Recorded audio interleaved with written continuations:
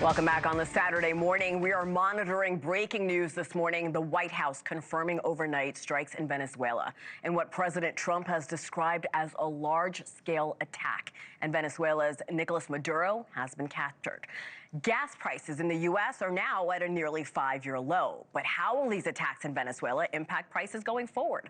NewsNation's Alicia Nieves is here with the latest. Alicia, what are those in the oil industry saying about what we saw overnight in Venezuela? Good morning. Good morning. It's interesting because when we look at oil from Venezuela, the U.S. has actually cut back on oil imports over the last couple of years. That being said, Venezuela holds the largest proven oil reserve, and this really could impact the global supply, leading to oil prices likely heading upwards. Most economists right now are saying this could be a marginal impact, just slightly higher are the prices that we could see because refineries, they were not the target of these attacks. But this all comes at a time when the price of both Brent crude and West Texas Intermediate oil, that's started to creep up already due to the sanctions on Venezuela and then those tanker seizures that we saw in the Caribbean recently. In fact, since the Trump administration announced it would be seizing Venezuelan tankers, last month, West Texas Intermediate oil futures, that went up by about 4%. Brent crude also seeing a similar increase, up 3.5% over the last 2 weeks. And this is all a derivative of what we pay at the pump, right? One of the sectors that could disproportionately be hurt by the military action in Venezuela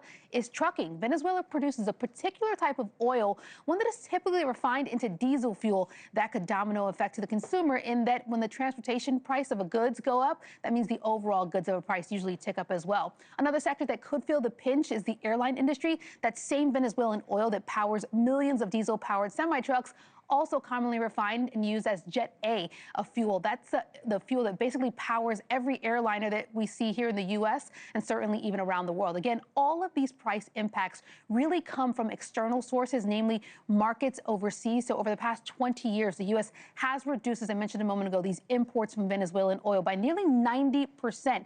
So will not be necessarily a supply issue for us here in the U.S., but more what we're going to see is the markets just hedging against all the uncertainty and volatility with Venezuelan oil and the Venezuelan economy more broadly, Hena. I have no doubt many Americans are waking up this morning to the news, and one of the questions in their minds is, should I fill up my gas tank? Are prices going to go up? I would say yes. It's smart to kind of fill it up now while prices are low. And this is a time where we're seeing the gas prices at a near 5-year low nationwide, right? So still a small jump, not going to be painful for most wallets. According to AAA, the national average price for a gallon of unleaded sits at $2.83. That's a 9% drop over the past 6 weeks, which covers, the busy period between Thanksgiving and Christmas.